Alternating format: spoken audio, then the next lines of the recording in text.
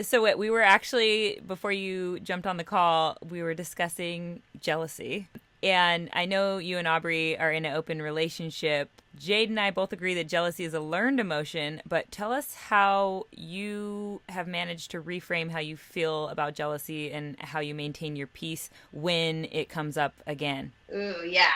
Jealousy is a good one because it's something that we all experience. And honestly, for me, I was the most jealous girlfriend ever in my past. Like, I was the one going through your phone and like you couldn't look at another person because why would you want to? It's crazy. But I was also like fairly unhappy because I was doing shit behind their back too. Like, I wasn't being honest and I wasn't being authentic to how I actually felt. I just didn't want them doing it. So there was definitely a disconnect there. And so I think it's just, going through a whole kind of the journey of an open relationship brings up all of your insecurities. Like, it highlights every crack in the foundation. And when you feel something like jealousy come up, realizing that you don't have to go down that rabbit hole of like just death, because it can take you so far. And then realizing, okay, why am I jealous?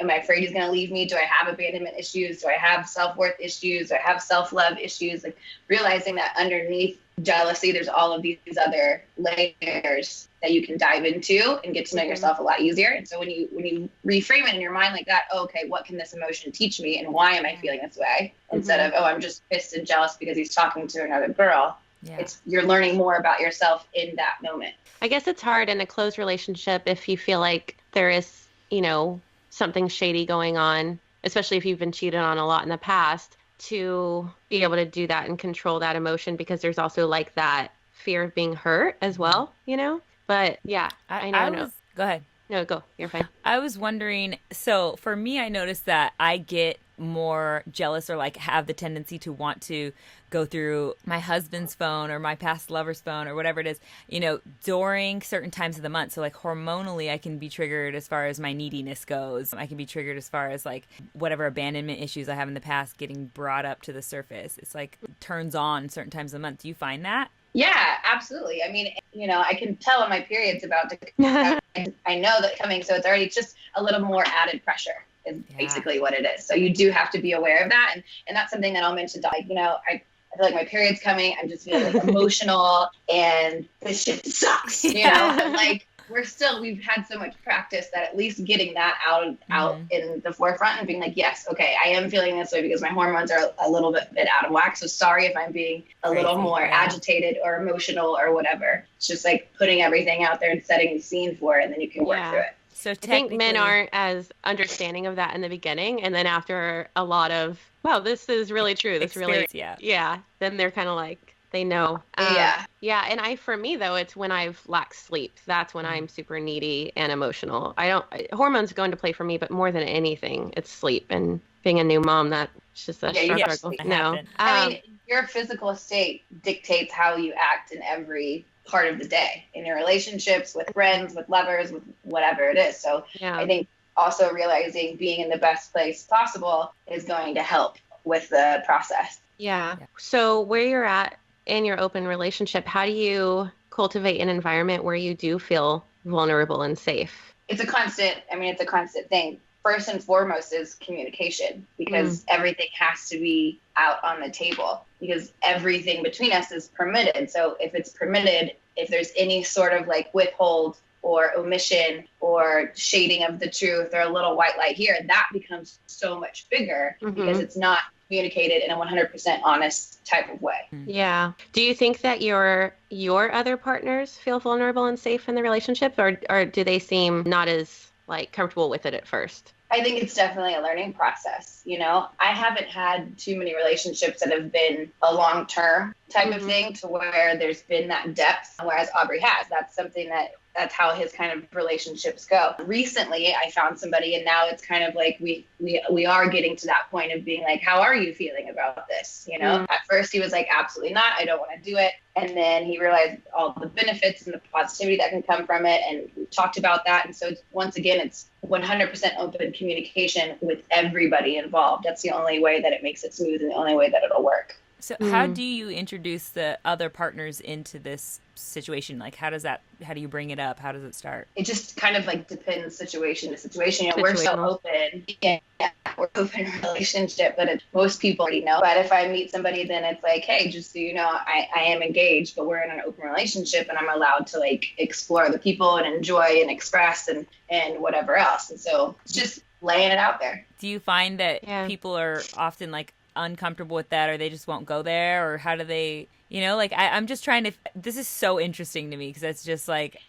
I am for me, it's like when men told me that, I thought they were lying to me and just wanted to cheat on their partner, you know, but with y'all it's different because y'all are open about that to the public, so it's like they have the evidence, but with me I was always like, you're lying. Yeah. You just want to usually it's like, oh, you know, don't ask. It's a don't ask, don't tell policy. Yeah, like, exactly. Yeah. So your wife has no idea what you're doing. Yeah. Right? Yeah. Until she goes through your phone and catches you. And then it's like that thing. Whereas with us, it is very, very open. And most of the time, actually, every single time we've been with somebody else, it's Aubrey meets them or I meet them. Or, you know, some of my best friends, the first girl that Aubrey started seeing when we started to do this open relationship is now my best friend. Yeah. And people think that's just so crazy, but it's like we went through all of the shit. We had to have those hard conversations that you don't want to have. We had to be vulnerable. We had to be open. We saw each other at our worst and saw each other at our best. And so it's like, of course we're going to be friends now. You know, and they don't, I guess they do. They went through a period of not seeing each other and now they see each other again. And so it's kind of been like an ebb and flow of the relationship. And as me and her are so close, it actually helps things along. It makes it more fluid and smooth. I guess one of the reasons why it's so mind-boggling to me is because it's something that I never feel like I'm able to do. And it's not even about, I don't know if it's jealousy or if it's ego or I don't know. So it is really mind-boggling to me. And I know something I talked to Kyle about is I was like, and I don't know if this is something y'all do regularly, but I notice people that microdose on LSD regularly are more into the open relationships. And I know that it came out in the 70s, the big like open relationship and free love, all that freedom came out in the 70s when people were doing LSD a lot. So I was wondering if it changes something in your brain that makes you a little, you know, more like, it helps you set aside your inner being from the ego, something of this. Yeah, for sure. You know, I don't really microdose LSD all that often. I've only done it a few times, and every time I've done it, it's been great. For us, and I think for both of us, it's the fact of just psychedelic medicine in general allows you to look at your shit, and it does show you, you know, this is your ego, and this is your ego being because, you know, it wants to be this big thing that controls your life and blah, blah, blah. And so it really does allow you to separate like your higher self from your small self. Is that what? If you want to be in your small self, then you're going to be triggered and you're going to be jealous and your ego is going to yell and be like, look at me. But if you're coming from it from your higher self, then it's like, oh shit, all is love. Like your pleasure is my pleasure. If you're happy, that should make me happy. Like I should not be upset by somebody that I love smiling or having a good time. Or hugging somebody. At the end of the day, that's the important part is, you know, make sure you want the other person to experience as much love as possible. Thinking about it. Sorry, it keeps glitching a little bit, so I never know when I'm interrupting. Go ahead, though. Sorry. It's okay. And it's, you know, one thing that we say is like, think about it as your best friend, right? If you're talking to one of your best friends and they're out and they met somebody and they had a really great time and blah, blah, blah, you're pumped for them. You're like, great, that's amazing. Are you going to see him again? What is it going to be like? You know, what do you think? But if that happens with our partner, then all of a sudden it's like, oh, hell no, you're not. That's so true. When really, it's all love. Like, just allow that person to fully express and fully enjoy life. Right. Yeah. We rarely treat our partners like our best friends. And a lot of us are so different with our partners than we are with any of our friends. They would describe us as a little bit different, you know? But so is plant medicine because I know in the beginning you weren't as wanting to do the open relationship, and then you decided to. Was it plant medicine that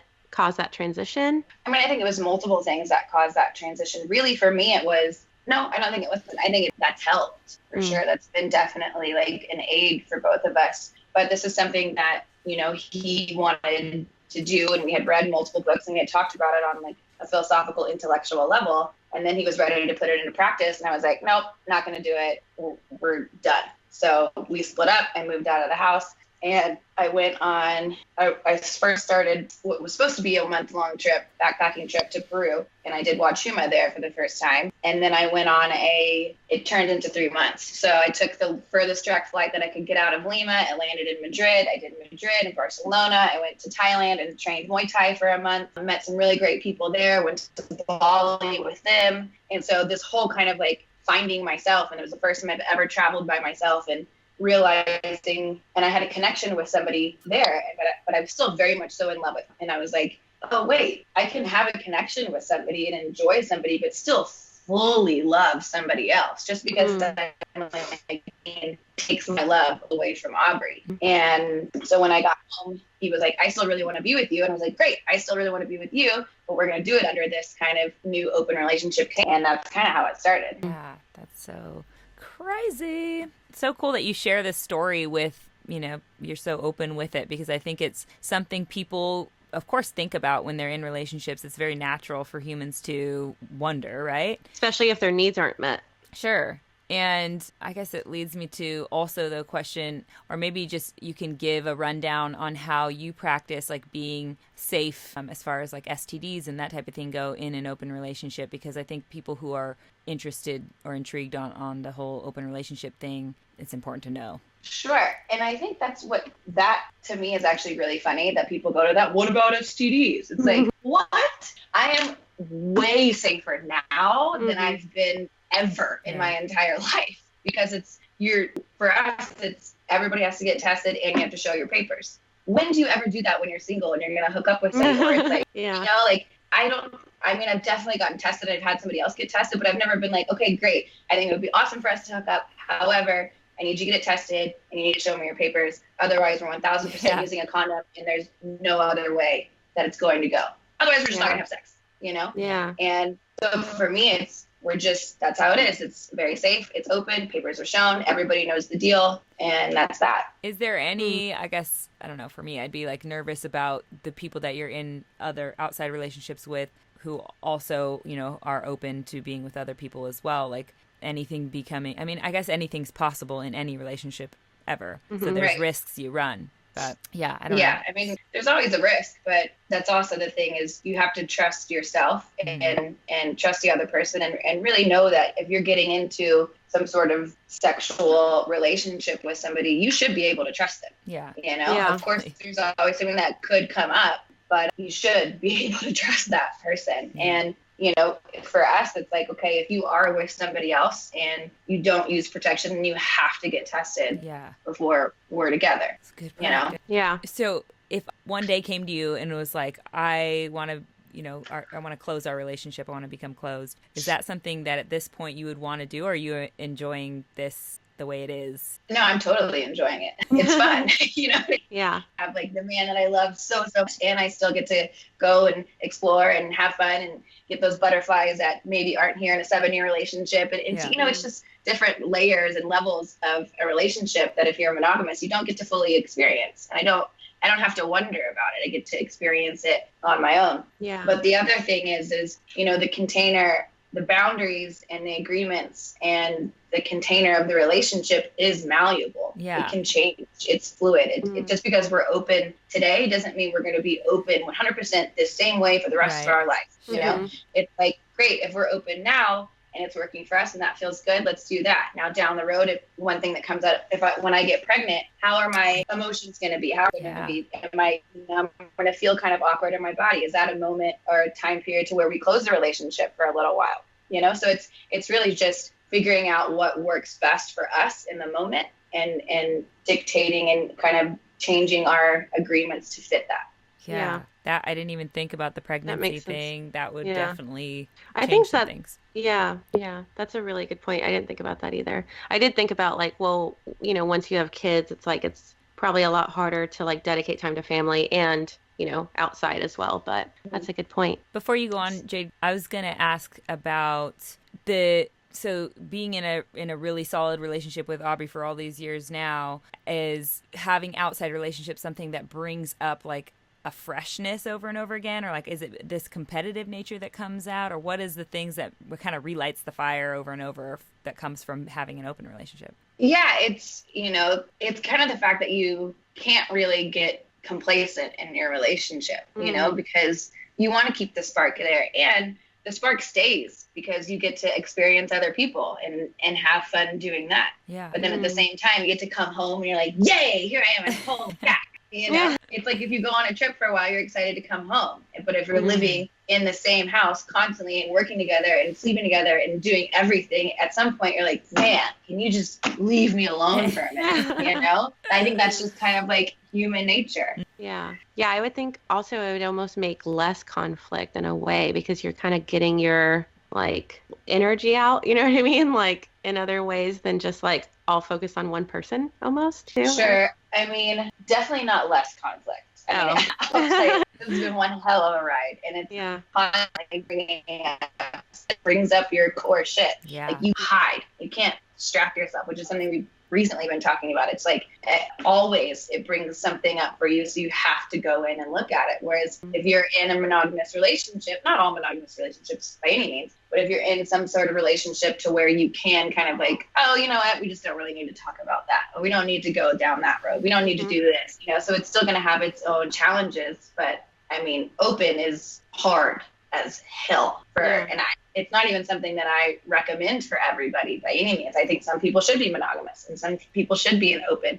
but be aware of how difficult it actually is getting into an open relationship, but also aware that it can be incredibly freeing. So I'm doing my 10th plant medicine ceremony in 3 weeks. And I know that looking back, it's hard to choose just one that like stands out and, influenced you the most, because they're all so transformational. But if you had to choose just one to share with us and our listeners, what would it be? For me, Wachuma for me is a huge heart opener. Yeah, a huge heart opener. And it's the grandfather wisdom. And so I had my headphones on one day and I listened to this song as I was going out. You go out on the Amazon and it's kind of like about a 12 to 14 hour trip, and I was listening to one song, and when we came back that same night, 8 hours later or whatever, I heard the same song again, and I remember saying to myself, oh, I remember when you used to listen to that song when you were a little girl. And this was referring to myself before. 8 hours before. Yeah. So it was living,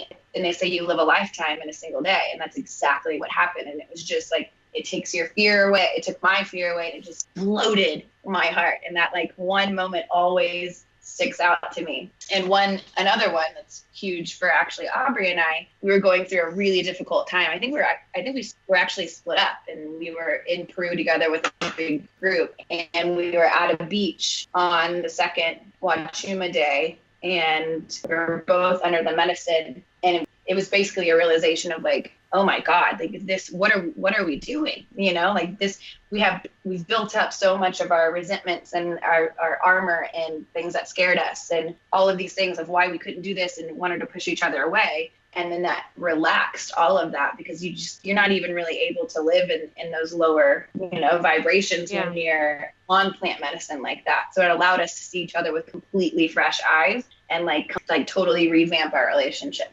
Wow. I've never done it before, but I'm very intrigued. How would you say plant medicine has benefited your life most? And what would you say to those like me who are intrigued but haven't got to the point yet of trying it yet? Well, for you guys, it's, when you're fully called to do it, like that's when you should do it. Like don't let anyone else draw you into it, because you really won't be able to relax into the experience, and you won't get what was meant for you. Sometimes do psychedelics like ayahuasca and Wachuma, and they don't have a single vision, So it's really when you're ready to go and when you're ready to release and surrender and just have no expectations and let the medicine take you, that's the best time to go. Yeah. And I think that kind of goes for anything. But for me, it's been really helpful. Before I met Aubrey, I was basically like a steel trap. Like nobody could penetrate my anything. I was just, I hadn't cried in like 5 years or something. It was. What made you that way?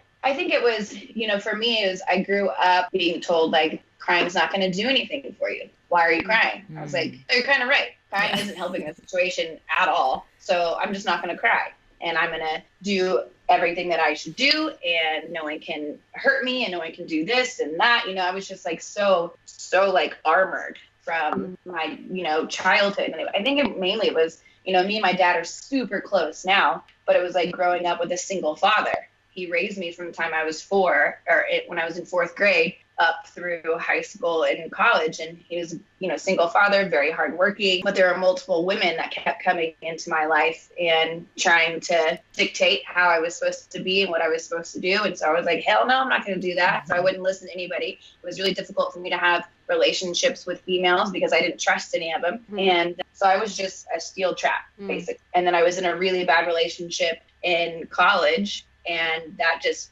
enforced it. And so when I met Aubrey, it was, I am a 1000% completely different person today than I was, 7 years ago when I met him. And I think the first thing is we did a cleanse together, and that was the first kind of like opening of this whole new world. And then we did psychedelics, and it's giving me the opportunity to shed that armor and shed those fears and see where the fears come from. And it's just been so freeing. What kind of cleanse did you do to start out?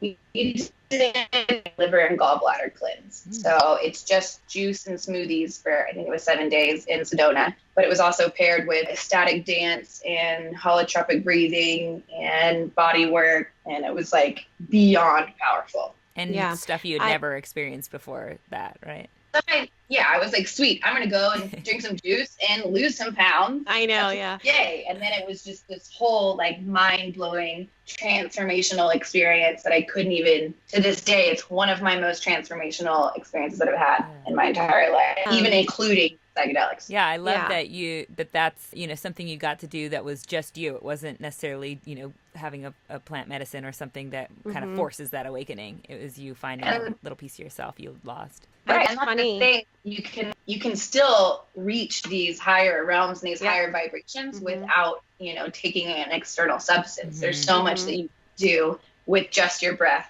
with dance, with meditation, with yoga, with nothing else other than you and yourself. Yeah. I think it's funny how close you feel to your partner when you do a cleanse together. Like, it's always, I feel like to me, there's always a lot more humor added to the relationship. Maybe, I don't know if it's because you're a little bit more present because there's no other like distractions and substances, and then you're being cleansed out. So you're cooing right next to each other. So there's like humor. So I love that. And then I love ecstatic dance because sometimes for me, it's like a miniature ceremony without any medicine. It's very freeing. But I actually, when I do Huachuma, it's at a ecstatic dance. So we're like, it's together, and it's always so aligning. I don't know if you see this picture right there at the very top of that woman with like her heart going into her throat.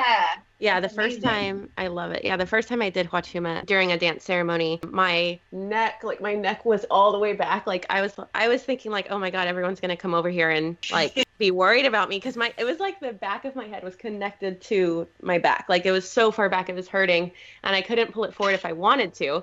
And my heart was like on fire, and they were merging, and I hadn't seen that photo yet. So they were like merging, and I don't know why your throat and heart or what? The chakras, but my throat I noticed first. So I was like, yeah, I'm going to be speaking my truth from now on, like thinking that I was getting this power. And then Huachuma was like real gentle, like laughing, like, no. And then my heart caught on fire and aligned. And it was like, no, you're going to speak in love. And that was really, when it comes to Huachuma, it just felt so aligning my chakras. And then I like spent time with the moon, and we were like dancing in the labyrinth, and it was so beautiful. And I have another one of those at the end of November. So I'm super excited because there's always, like you said, it's like grandfather wisdom. There's always something that I really, it's not like it's a lot of homework, but there's always some like really strong wisdom dropped where I'm like, okay, this is where I need to change how I deal with this. Do you feel ready for it? Like going into a ceremony? No, I'm always scared the day of. Like I said, it's my 10th one in a couple weeks, and I even a couple days ago I was like, oh man, that's really soon. Like, what about you, Whitney? Oh, I always get butterflies. Yeah. Before every ceremony, even like ecstatic dance. Sometimes I still have resistance to doing something like that. Yeah. Even though it's just dancing around not worrying about anything else, because it is like a ceremony. It's going to bring up your shit. You got to be you're coming into a vulnerability. Yeah, it's uncomfortable. Yeah. I've only had one dark ceremony, and it did take me like a couple months to get over. Yeah. I couldn't be alone for a couple days. It was really, really dark. But even now when I look back, I'm not going to say I'm glad it happened because it was so hard, but I at least got something from it. Like I at least had a takeaway. You survived it too, which is something. Yeah. So what is your biggest struggle currently, and how are you using that to grow? Well, for me, it's, I'm transitioning, and I actually talked to Selig about this, and what he told me is I'm in this transition from a girl to the capital W woman. And that's kind of like what I've been trying to do. And so really using my voice, because for me, like we talked about a little bit earlier, I'm good at distraction. So I can be like, oh, there's that, but I'm going to go over here because this is so much better, and I can just distract. So it's like really speaking my voice, like you were saying, and speaking it honestly and not being afraid of who's going to think about it or what they're going to think, and like fully embodying that and moving into capital woman and being that. What was his like nugget of truth for you when you talk to him about that? So I only got one question, and I basically asked him, is there anything that's keeping me from living my truth? And he was just like, you're in this transition period to where it is kind of uncomfortable coming into this womanhood and how big it can be, but you kind of like it. And it's kind of fun for you. But he also said, it was funny, he's like, it's almost like you're going to walk, you see yourself and you have like the best outfit, and you walk into a party and then you slide and slip on your ass. Yeah. And that's kind of how I've been feeling recently. Like I felt like I had all of this truth, and I was like living my truth, and I was speaking my truth, and I had, things figured out, and then it'd be like crash and burn, you don't know shit. And then I'd be like, okay, we can maybe try to do it again. It's like crash and burn, you don't know anything. And so I feel like that's just the cycle of life. Yeah, absolutely. And that's also particularly for me, not judging myself when I do fall, and when I do fail, or when I do hurt people, because I have a strong inner critic that will just like beat me up for any little thing that I've done wrong. And then I'm not moving past it. I'm not healing it. I'm just constantly stuck there being like, well, you suck, and you should have known better, and you're stupid, and blah, blah, blah, blah, blah. So for me, that's actually probably my biggest struggle at this moment, is not taking myself as much and having to heal and move on. Yeah. So you're learning to like quiet that self. Yeah. We had Heather Ashamara on. She wrote a book with Don Miguel Ruiz that's coming out at the end of this month. So two things I love about her is she's taught me to just say like, oops, like when I mess up instead of beating myself up. But one thing that I really did learn from her a lot is speaking your truth. She says, if you look at any of the conflict in your life or any resentment you have, it probably started from you not speaking your truth. And that really hit home for me. So that helps me to, use my voice, like you were saying. Yeah. And I was just going to note for anyone listening, since you brought up Paul Selig, he's someone who we also interviewed on this podcast, who channels spirit guides and is a medium for the living. So your experience there is super interesting. You guys can go back and listen. And to if you don't know, just go click on that. Yeah, you'll find out all you need to know about Paul in that episode. So you obviously have to have confidence and vulnerability in order to do all the things that we've talked about this far. How do you go about cultivating those two things in yourself? How do I go about cultivating confidence? Sorry, you cut out a little. Confidence and vulnerability. How do you go about cultivating those two things in yourself?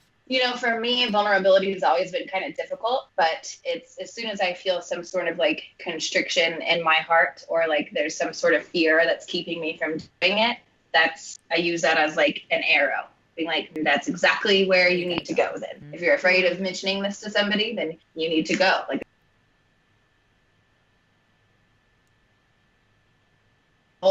you don't have to do it right now, or now's not the best time. And I think, through this relationship, it's also helped with that.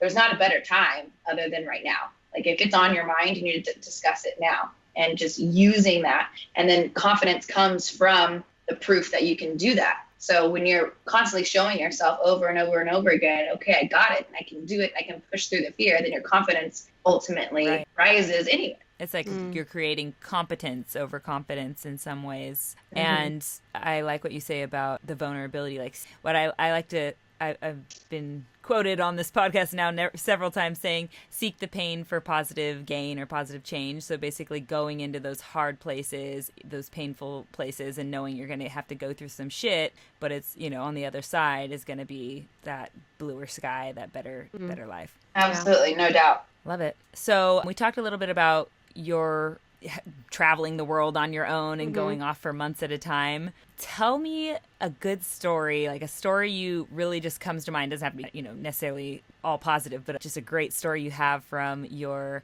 travels alone as a young, beautiful woman on the road. One that comes to mind was I was in, man, there's so many, but I was in Costa Rica, and I really like to stay in youth hostels when I travel by myself, which people think is like crazy because I love my, you know, expensive things, and I love a nice hotel room and see. Yeah. But it's like, okay, I'm going to stay in a $10 a night youth hostel because that's what I do. And, you know, I've been doing this all the time. And I think when I do that, I get to meet so many like-minded people, and so many people I would have never entered in conversation with, I would have never crossed paths with at all. And it's just so fun to be able to do that. So I was in Costa Rica, and I was going to Nicaragua, and me being me, I was like, you know, I'm going to walk across the border and stay there or get a car or something because it was, I knew I was going to have some sort of story. And so I go, and people are like, you for sure shouldn't do that. It's like not really that safe. You're like, it'll be fine, whatever. And so I go, and it's mayhem at this border. And people are like, you're like grabbing your bags and like trying to there's machine guns everywhere, and you go and like you have your passport, and people, it's in this like cement block where the walls are blown out, and it's like just a small desk, and there's like chickens. It's just mayhem. And to get through the other side of the border, you have to like go through a chain linked fence that's just like cut out. Okay. But it was just like, that's, to me, I was like, I cannot believe that I did that. It was such a bad idea, but a memory that lasts forever. So I'm glad that I did it. And then another one, you know, for me, traveling by myself is such good medicine, like huge medicine. And back in Costa Rica, because I like to surf. So anywhere I go, I usually like people to speak Spanish so I can practice that and I can surf. And I just recently, a few months ago, went by myself. I didn't stay in a youth hostel this time, but I didn't take my phone. And I was there for 1 week and just completely disconnected, and sat with my thoughts for a full week, surfed, and when I came home I was just like beaming and so free and so fresh and just like so inspired to get back home and get back to work and share the lessons that I learned. And it's huge medicine. Yeah, entirely. I love that. I've backpacked 25 countries on my own, staying in hostels. Some of them didn't even have running water. And then I've done a couple with my partner, but definitely when I backpacked Southeast Asia by myself, it was the happiest I have ever been in my entire life. Like it was such medicine. And a couple months prior to that, I was actually so down on life that I didn't want to live anymore. Just like 5 months prior. Is it Adam?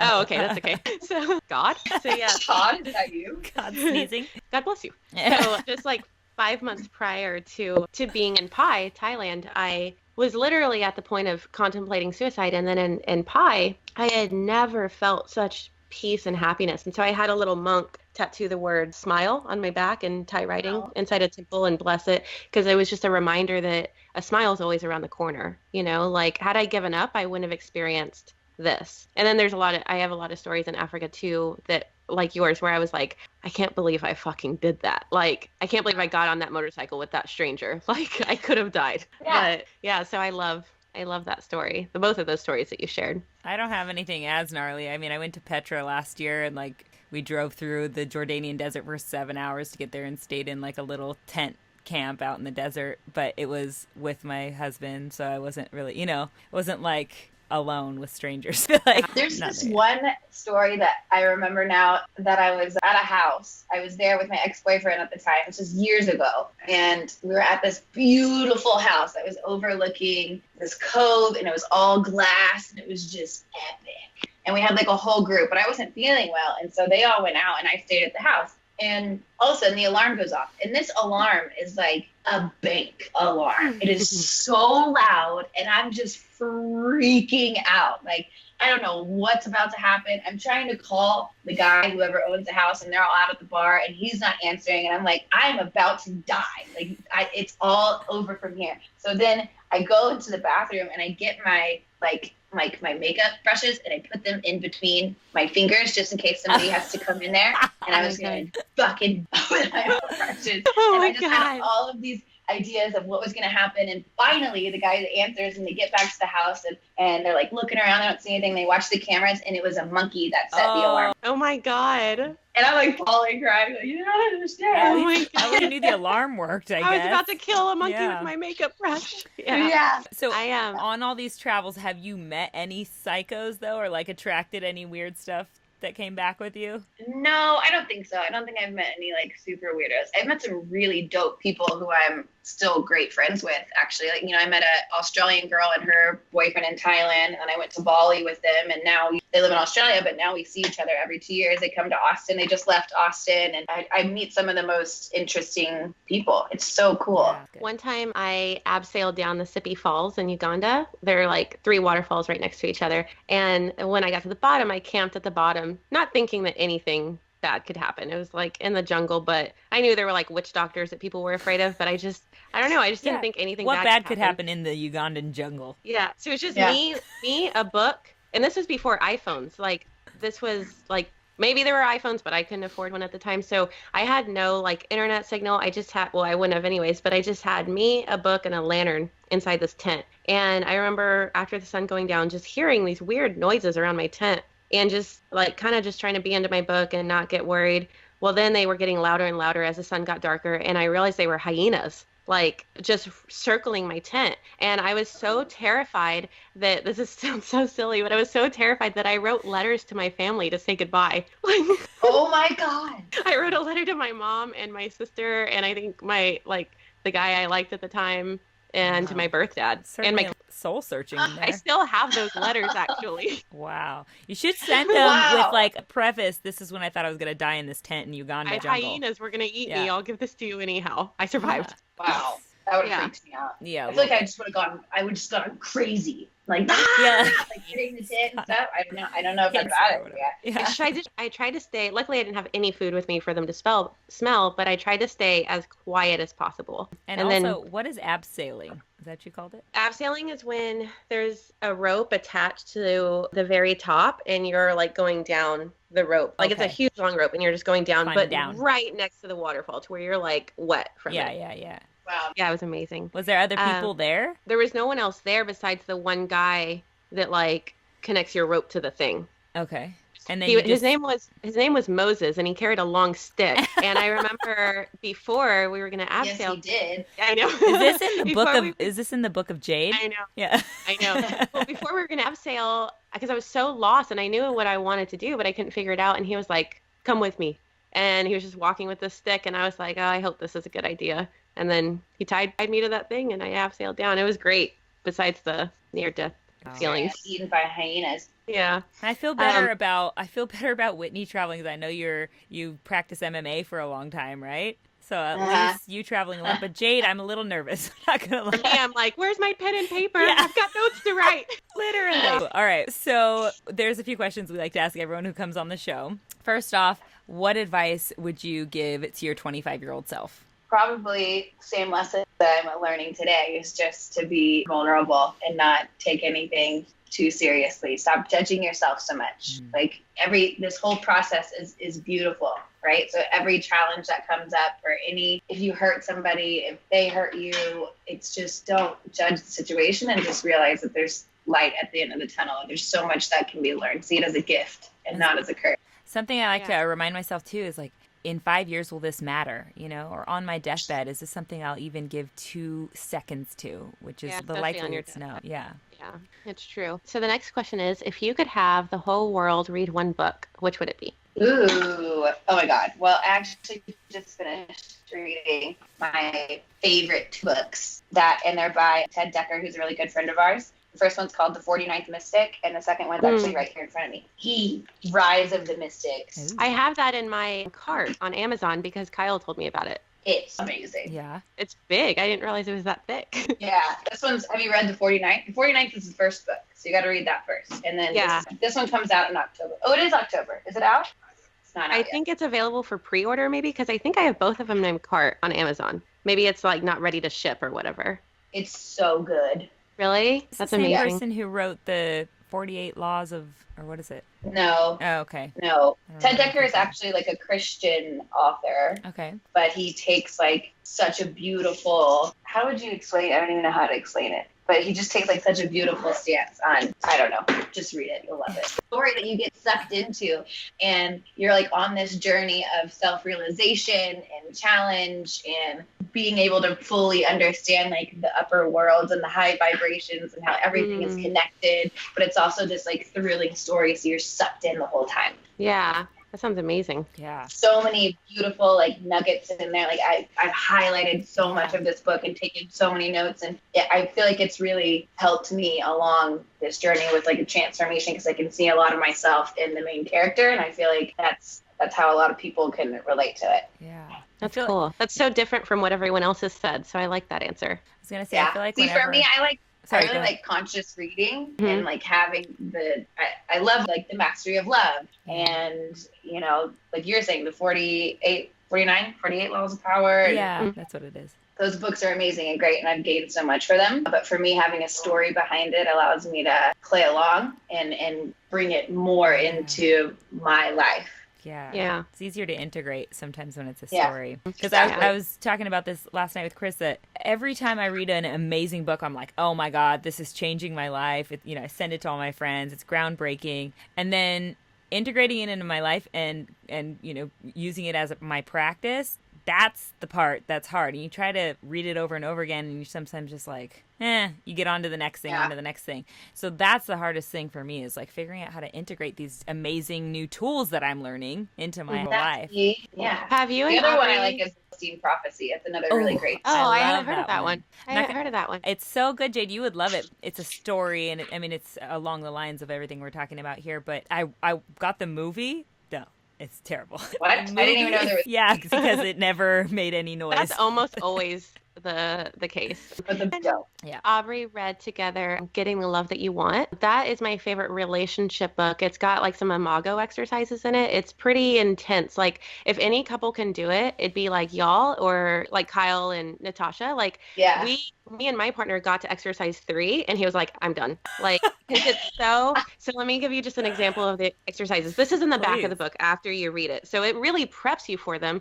But the agreement is there's 12 exercises. You're supposed to do 1 a week and like be loyal to it. So the first one is you write out like all the qualities of your mother and father that stood out to you, and you circle the ones that influence you the most. So the next week you do the same thing with your partner, and you answer this guide that you're like, oh, I see how I kind of chose people that have some similarities.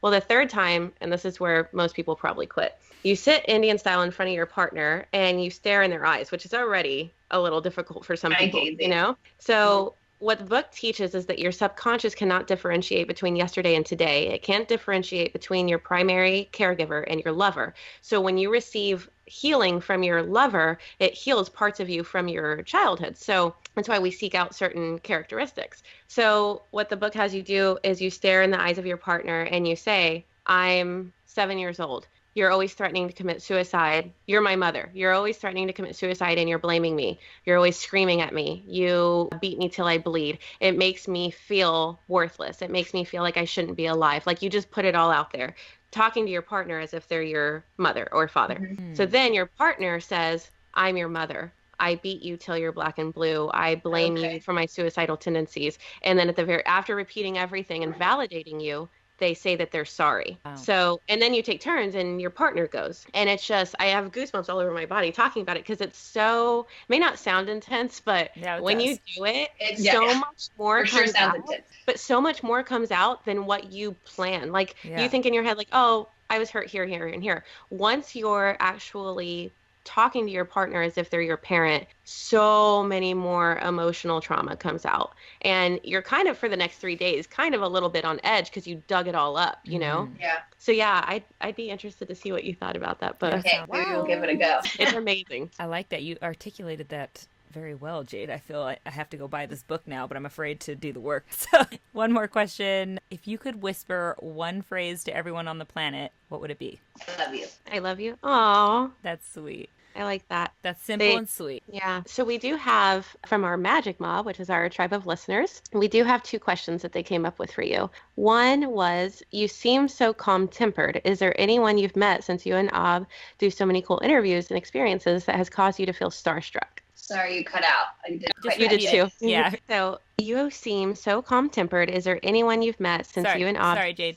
Will you just repeat from, introduce it from the Majic Mob? So we have 2 questions from the Majic Mob, which are our tribe of listeners. They wanted to ask you, you seem so calm-tempered. Is there anyone you've met since you and Ab do so many cool interviews and experiences that has caused you to feel any sort of starstruck at all? It's a good question. That is a good question. I feel like I was starstruck kind of recently, but somebody that was, you know who it was? It was in Q.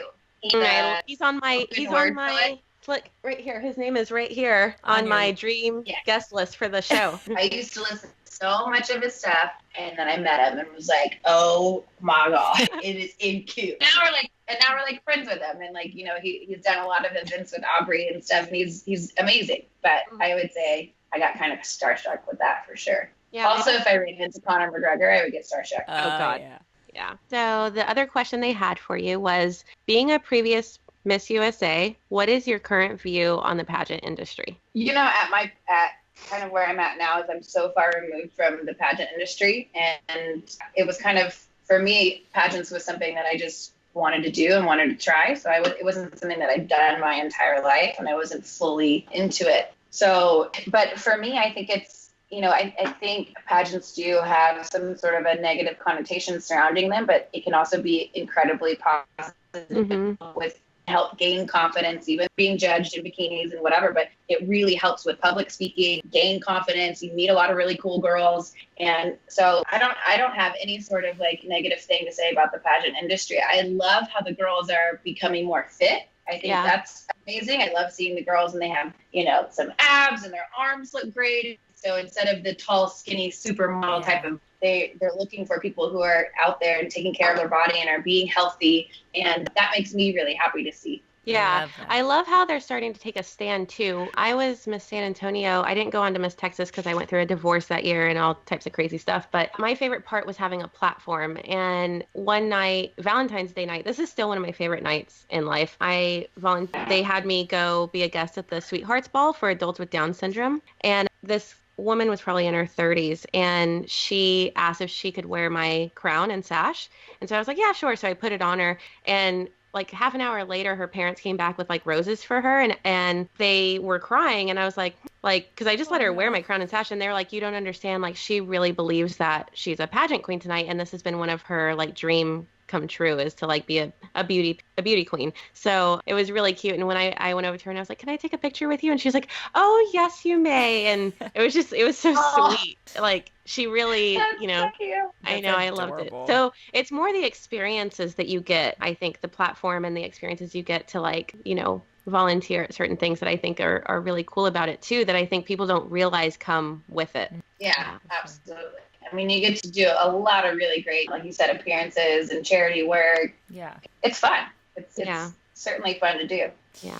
So we have a pick your poison question from the Majic Mob. These are always fun. The question is, would you rather speak 7 languages or be able to talk to animals? Oh, we lost her. Try and Riyadh. Are you there? Maybe you're back. I'm here now. Yes. Okay, good. Okay. Yes. I don't have a video. Oh, yeah. I didn't hear anything. Oh, okay. I have video. I don't. Let me see. I can see her. I don't have anything on my side yet. Since she can hear. I know, but my screen recording. Yeah. Mm-hmm. Sorry, Whit. Let's see. This is the last question, by the way. Okay, cool. Still not pulling up for me. Jay, do you want to see if you can re-add her, maybe? I think it's okay because it's the last question. Okay. So, yeah. Okay. So, you didn't hear the question, right, Whit? No. Okay. So we have a question from the Majic Mob. Let me say that again. We have a pick your poison question from the Majic Mob. These are always fun. So the question is, would you rather speak 7 languages or be able to speak to animals? Shoot. Yeah. If you can hear us, we can't hear you. Oh, there she is. I can't hear you guys. I didn't hear anything again. Okay. Okay, the question one more time, is, let's see. We have a question, a pick your poison question from the Magic Mob. These are always fun. So the question is, would you rather speak 7 languages or be able to speak to animals? Speak 7 languages. Oh, really? For sure. Yeah. Yeah.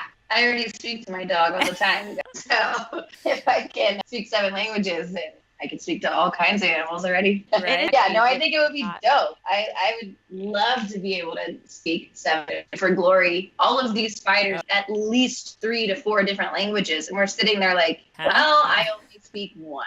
Yeah. And so I think it would be amazing to do that. I know it's embarrassing when you go to other countries. They speak like at least 4 almost everywhere else. But I know. It is like mostly in America that we just are lazy with it. Lazy. It sounds super sexy to be able to speak 7 and definitely easier to travel. But I just got a dog last week and I've never wanted to be able to speak to an animal more. So, and Boulder Psychic Institute, which I'm a student at, they have a whole month training on how to communicate to animals. And I'm considering taking it now and seeing what happens. So I'm going to choose that one. And maybe it'll happen. What about you, Mercedes? I was going to say, like you, I already speak to my cats fluently. I know their language. They know mine. You talk to yourself a lot. Exactly. So what do I need? What do I need to do more of that for? I definitely. Me and my dog talk all the time. We don't even need words. We just look at each other. No.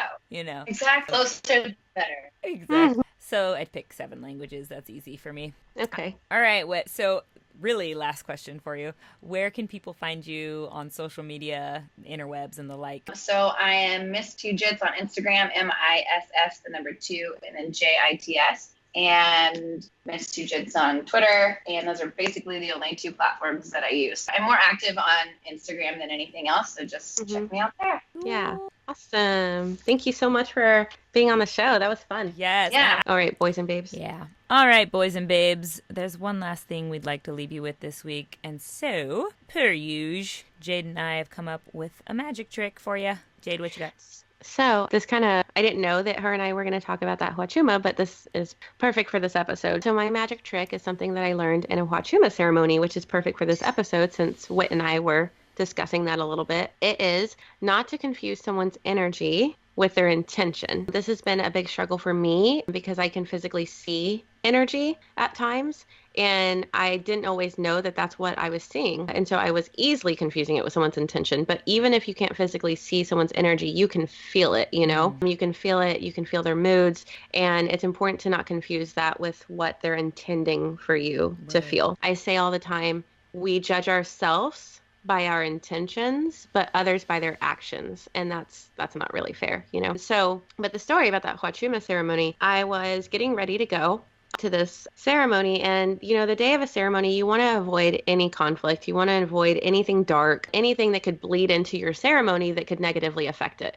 So I like to do yoga, I like to meditate, I fast, and I listen to some really positive, uplifting, meditative music on the way there. And well, that day, someone was going to be coming to my house that can tend to be a trigger for me, but I was going to be gone. And that person is always late also. So I wasn't worried about this. Well, it just so happens that that person was a little bit early. And so it was within 3 minutes of me walking out the door.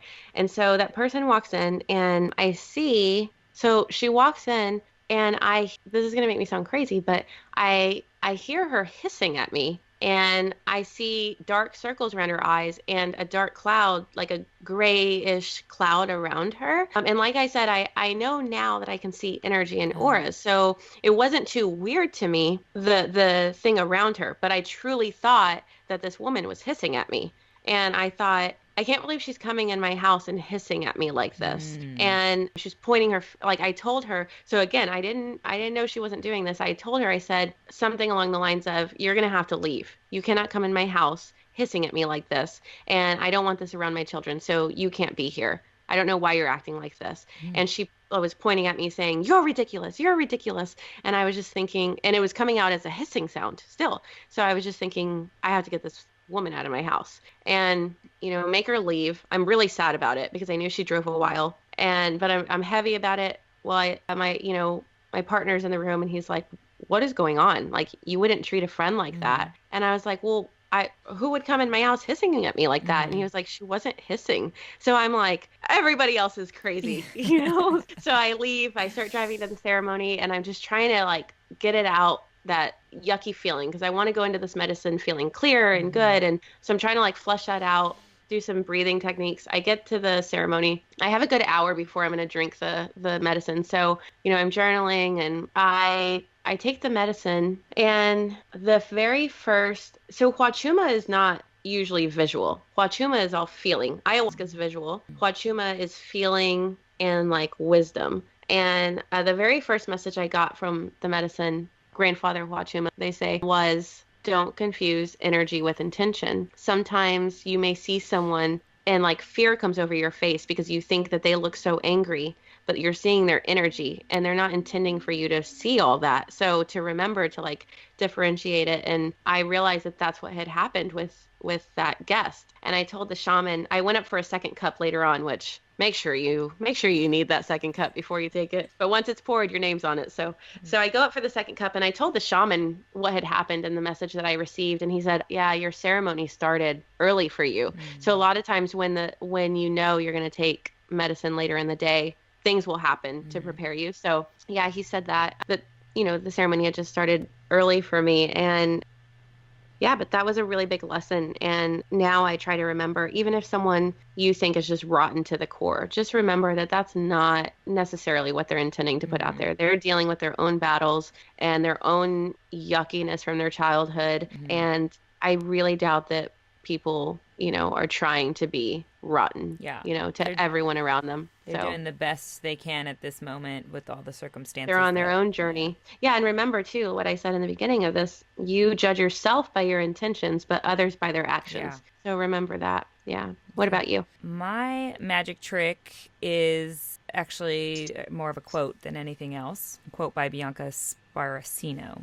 Be alone, eat alone. Take yourself on dates, sleep alone. In the midst of this, you will learn about yourself. You will grow. You will figure out what inspires you. You will curate your own dreams, your own beliefs, your own standing clarity. And when you do meet the person who makes your cells dance, you will be sure of it because you are sure of yourself. So, and especially coming off of, talking about how Whitney and how you have done a lot of travel solo, how we've all spent a lot of time just contemplating our own selves, essentially, so that we can become, the best people we know how to be in this very moment. A lot of what that takes is being alone and being in your own space and really, looking into the mirror, as it were, of who you are, digging out all the painful stuff that you've tucked away and you don't want to look at anymore, so that when you finally can say that you're, clear of a lot of the gunk that you've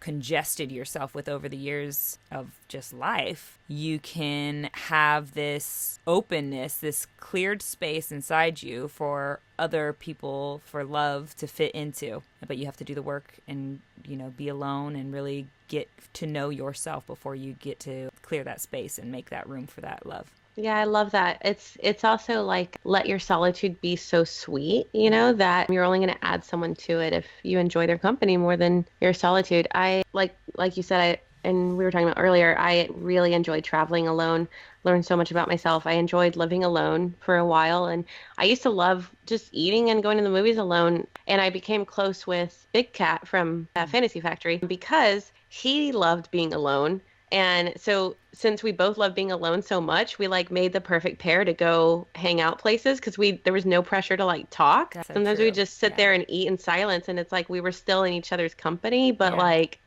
we were being alone together, I guess. I don't know. Being comfortable in someone else's silence is such a huge thing, Oh, my God, it really is. Like, I'll test it out with people. Like, I'm chill. Like, it's not that I'm chill. Like, I experience the awkwardness that comes with the silence in the presence of someone new, around that you don't know yet. But I know that on the other side of that awkwardness is this beautiful bonding where you don't have to use words all the time to not feel awkward. Like, you can sit next to someone and feel okay, even if it's someone new. So I think that's a big practice for people to just keep in mind in general, is like being quiet, being still around other people and seeing how you feel, like taking note, adjusting so that it feels comfortable eventually. Yeah. You and I were always quiet once the food got around. Stop talking. Oh, cookies? Yeah. You don't say. We don't say. We just Oh, alrighty, you guys. We did a cute little. Anywho, we're gonna go eat some cookies. So thanks so much for listening. We hope we were a light in your day and that you enjoyed that interesting conversation with our pal Whitney. I did. Yeah, we're always here for you, and we'd love to hear from you guys. Any feedback would be awesome. So please leave us a review on iTunes. Please take a minute, you guys, Jade. this is so important. It is. It's so important because then iTunes takes notice, and then they start to feature it. And this beginning time for us is of utmost importance. So please leave us a review. It's going to spread sunshine. Until then, be a light.